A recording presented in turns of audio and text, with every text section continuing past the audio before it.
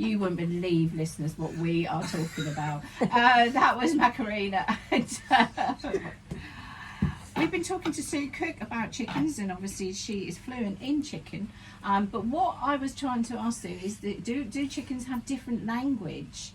Or different, and Richie's walked into the studio. Hi, Richie. Hi. And Hello, Richie was everybody. wanting to know: are there different dialects? Because, and is it to do with breeds or location? It's such a fascinating topic, isn't it? I don't know about dialects as such, but I do know that chickens have about 30 words or so in their vocabulary. So they have the obvious one like predators coming, and if we get foxes or muntjac in the garden, they go mental.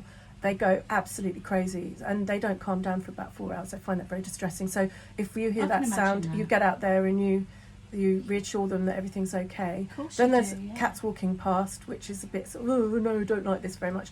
Then they have, oh, nice food, and they do the most fabulous cackle, which is just adorable. And then Nick is broody at the moment, and if you look at her, she makes this like it would be swear words if it was in English.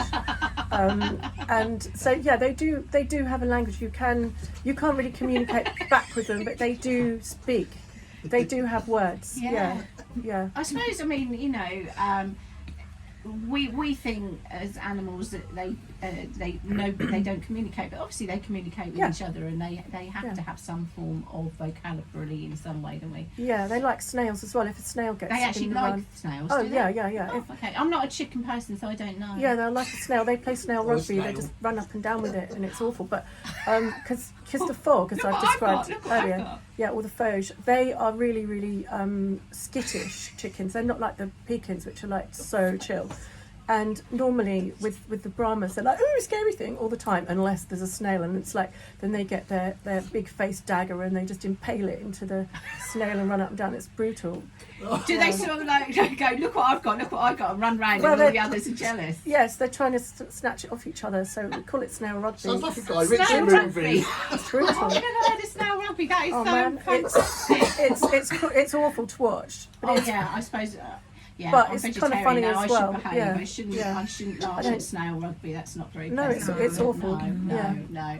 It's well, after the break, we never got around to talk about crystal crowns because we're just so wrapped up in the chicken thing. It's just fantastic. But we're going to be talking about your clinics in Hoseley and Alresford near Colchester. Yeah, and on Zoom. And we're going to talk about memory loss as well, aren't we? Yeah, it's such a big thing at the moment, I've been making some really good headway with people. So I thought your listeners might be interested in hearing all about that. Yeah. So after the break, everybody, we're going to put our serious hats on. We might just walk away from the chickens a little while, and we're going to be talking about Sue's clinic in Hoseley, memory loss, and stay tuned because we've got lots more fascinating things to talk about.